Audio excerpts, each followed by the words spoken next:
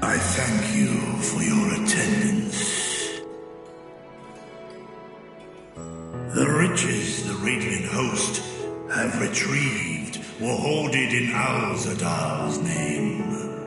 A fortune I set aside for a future day of need.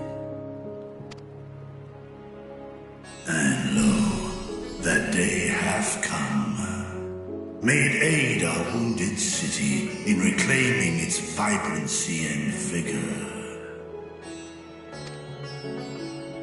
In better times, I would leave such a task to our capable Ahawan. God's rest his soul.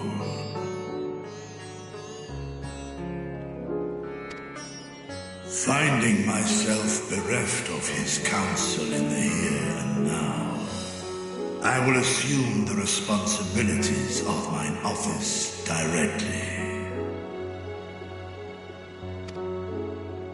Firstly, the treasure shall be sold for more convenient currency. Thence, invested into the trading port of Yedlamad. Our merchants must have their operations restored, their ships rebuilt. Commerce must flow once more. None were spared the tragedy of the final days. Of this I am well aware. But an absence was created by the loss of Karazal's consortium. And by filling it, we provide new means for our fishermen, our artisans, and others to bring their wares to distant markets.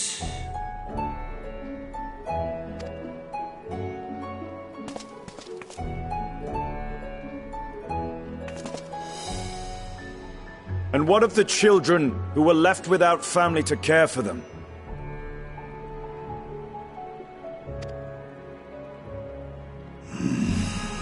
That is a concern which weigheth heavily upon my mind.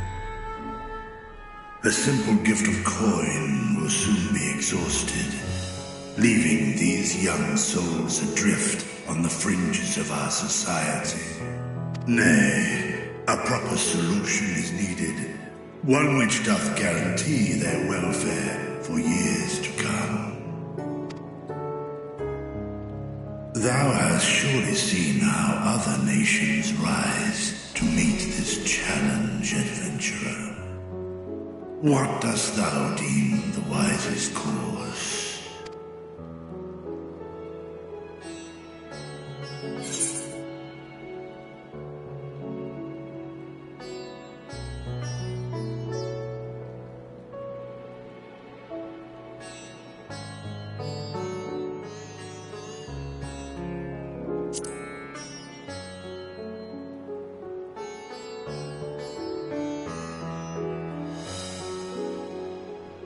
I see. We create a reliable source of revenue. Let us put this idea into practice. A contract shall be written, requiring all who receive of Al-Zadal's treasure to commit a portion of their future earnings towards the running of an orphanage.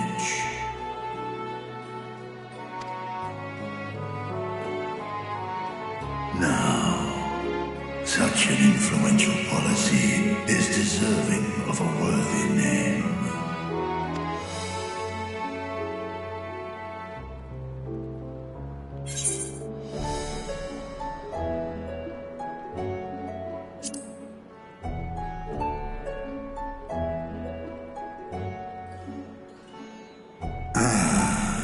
A fitting candidate. Karazal should be remembered, not as the blasphemy which terrorized Thavne, but as a hard-working and generous man who brought much wealth to our shores. Do any among you object to this proposition? Many here lost loved ones to the beasts. In that time of strife, any one of us could have broken. Any one of us may have been taken by despair. When I think of Kalzal, I feel no hatred. Only a stinging regret that we could not save him as well. Isn't that right, men?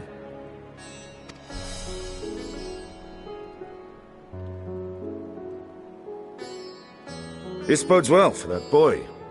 Mirad, was it? Perhaps he can cut ties with that shady peddler.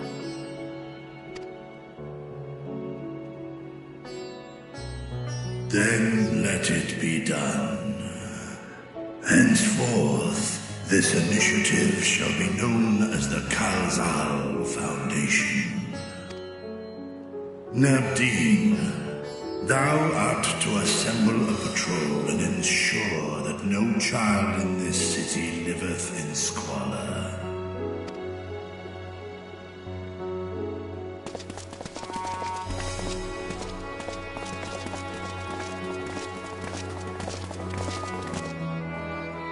Clerks, see to the management of our funds and make haste.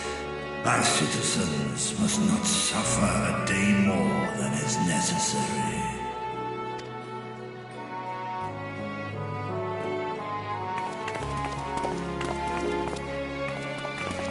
Dragon and man, side by side in pursuit of a brighter morrow. Reminded of Ishgard.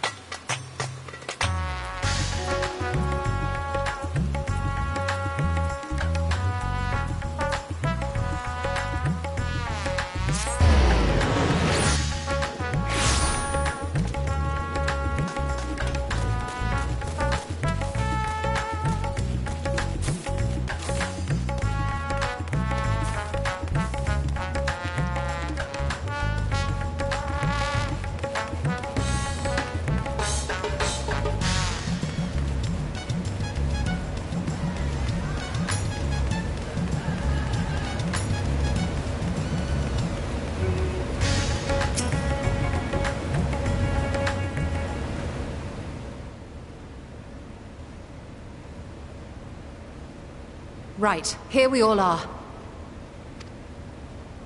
You discovered something new. I took a closer look at that device. I was able to determine how it keeps the Void Gate sealed, but not how it might instead be employed to expand the opening. For that, I would need to reference the technique developed by Vritra's alchemists, no records of which appear to have survived the intervening years. We know this, so why have you sent for us? Have you learned aught of value or not? Patience, good sir. One must introduce the subject before launching into specifics. From what we understand, travel between worlds is accomplished by passing through the nebulous rift which exists between them. Picture, if you will, the moment you were called to the first.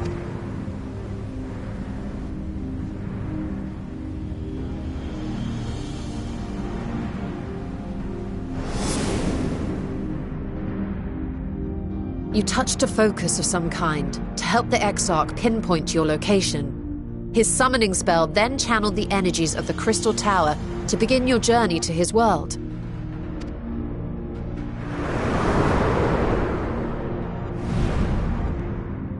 The magics tore a hole in the wall separating source and shard, and cast you into the intervening nothingness. In that place, the laws of nature hold no sway.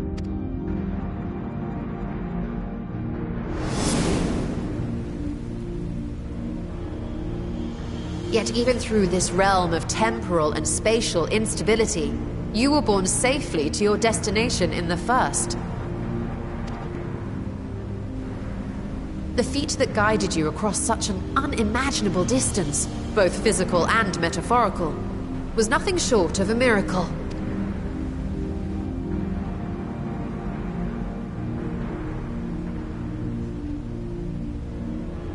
Then what of the many Voidsent found in the source? Who guides them here, and how? An excellent question. Though there are several methods by which the Void's denizens might intrude upon our world, the rituals of summoning are the most typical. For example, let us consider the Gargoyle, a creature of middling power.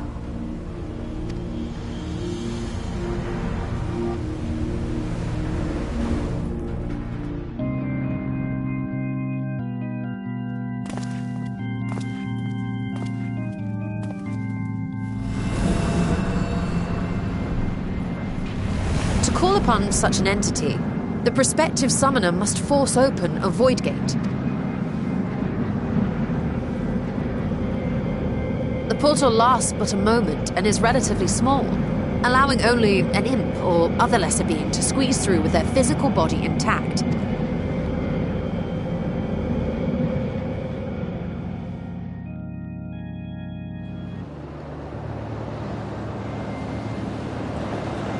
Our more powerful gargoyle, however, is too large for that. Creating a gate big enough for him would require vast amounts of energy, far beyond the reserves of any one mortal practitioner.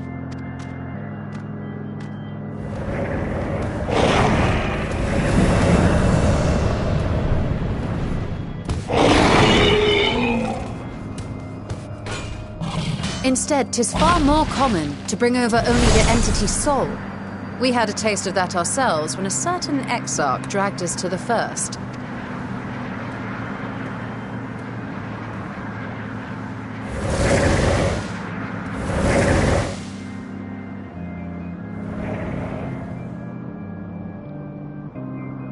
And just as our bodies remained in our world, the Voidsent's physical form is left behind in the 13th.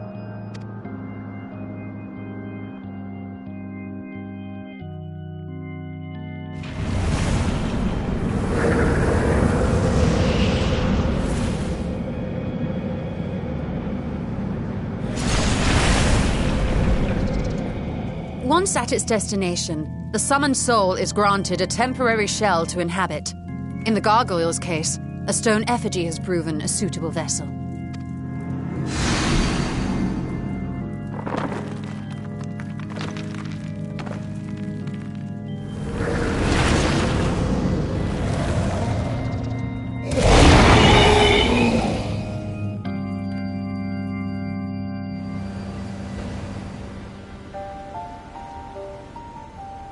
Wait. You said that Voidsent must be called here deliberately by someone in the source, reeled in like a fisherman with his catch. Exactly. For a being to navigate the chaos of the rift, with or without form, there must needs be a guiding agent on the other side.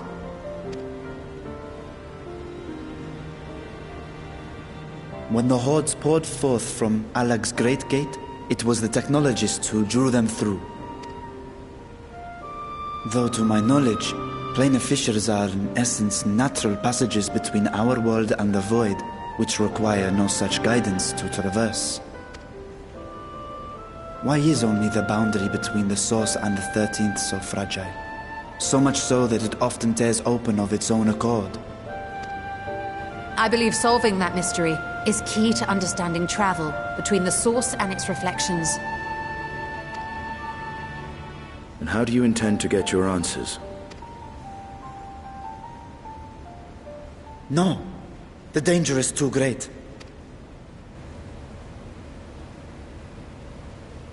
Perhaps. But what some call danger, others think of as adventure. Were you not listening to my tale? Never mind that the means to expand the gate has been lost to the ages. Even could you force the portal wide enough, you would be greeted by an army of murderous horrors the very instant you step through.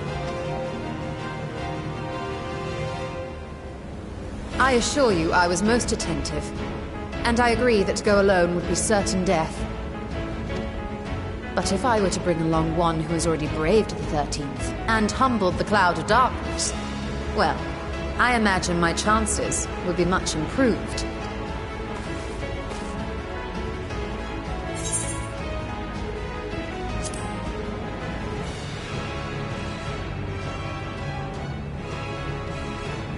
I had a feeling you might say that.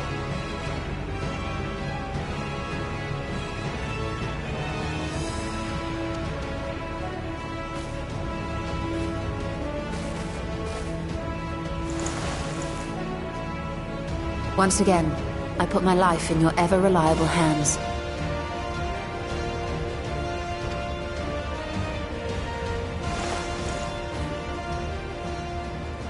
That said, as much as I would like to march straight back to the Void Gate, there is the small matter of being unable to open it without the Satrap's personal authority.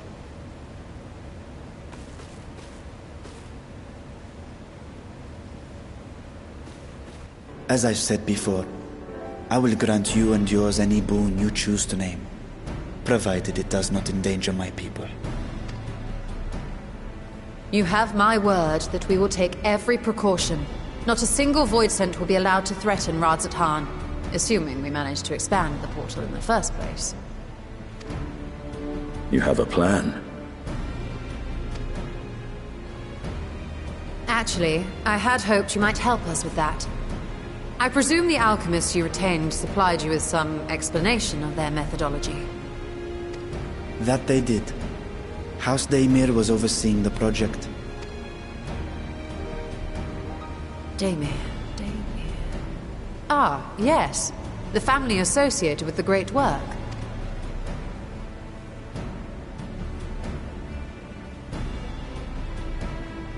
I did not fully comprehend the theory, but their research began with a void scent which had slipped through the fissure. After a thorough examination, they created an arcane simulacrum possessed of similar qualities. A man-made void scent, if you will. It was apparently indispensable in their efforts to enlarge the gate. A man-made void scent?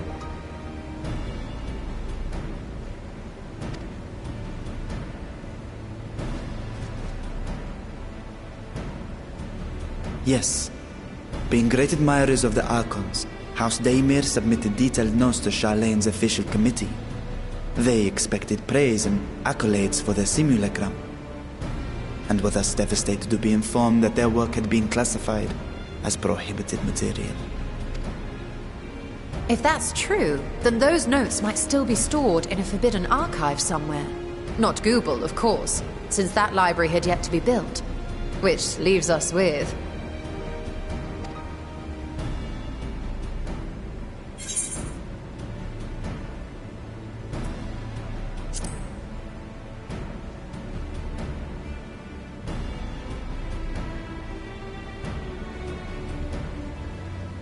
Indeed.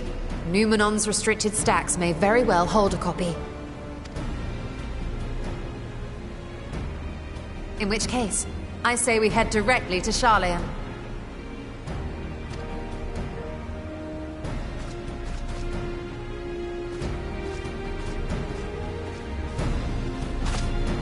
Unless you anticipate needing help to reach the high shelves, I see myself being of little use. Go on ahead. I still need to find Mirad and tell him about the Khalzal Foundation.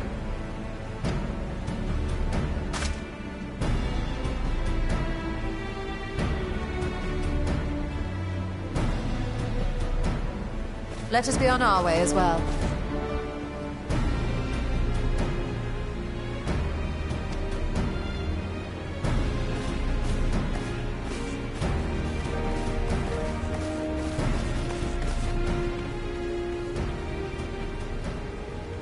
They are resolved to venture into the void.